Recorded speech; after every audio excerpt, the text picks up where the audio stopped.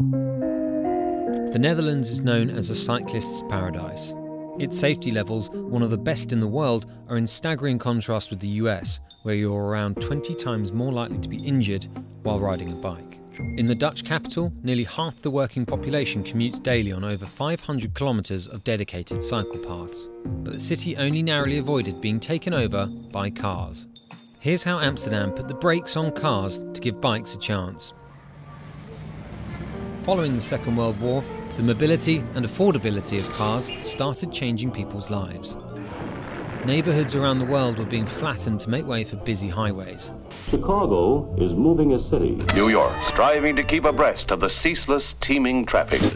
Amsterdam wasn't going to be left behind. Streets, once considered public space in the Netherlands, were changing.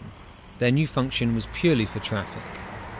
The number of bikes in Amsterdam plummeted. Between 1960 and 1970, the number of cars in the country quadrupled, jamming the traditionally narrow streets. Engineers and city planners wanted to modernise Amsterdam to make it more car-friendly. They proposed ideas like filling in the famous canals with concrete, levelling historic neighbourhoods and building expressways and monorails. This is what Amsterdam would have looked like in 2000 if the Das brothers had realised their futuristic vision. Unsurprisingly, there was opposition. Anarchist group Provo came up with the world's first bike and car sharing schemes. They didn't take off at the time, but the sentiment to keep Amsterdam light on cars was shared. Dutch road fatalities peaked in 1972. In response, protest groups like Stop de Kindermoord or Stop Murdering Children were organising blockades of areas with high accident rates to make their point. Then, in 1973, the oil crisis sent fuel prices skyward, prompting the Dutch government to ban motor vehicles for 1 day a week. Reaction here to the Sunday motoring ban has been mixed. The unions and the hoteliers are angry and annoyed. But the sales of bicycles started to rise.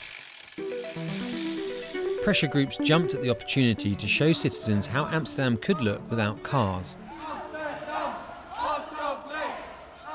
The government took notice and in 1978 introduced the Traffic Circulation Plan to make Amsterdam less attractive to drivers.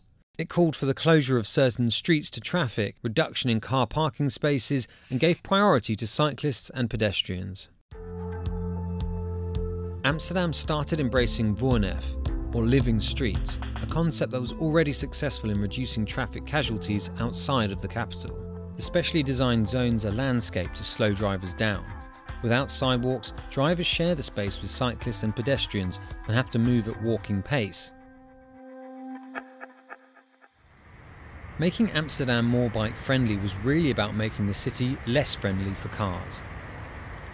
Now, almost a quarter of the Dutch population cycles every day, with 75% of children cycling to secondary school. The number of cyclists on the road also makes it safer.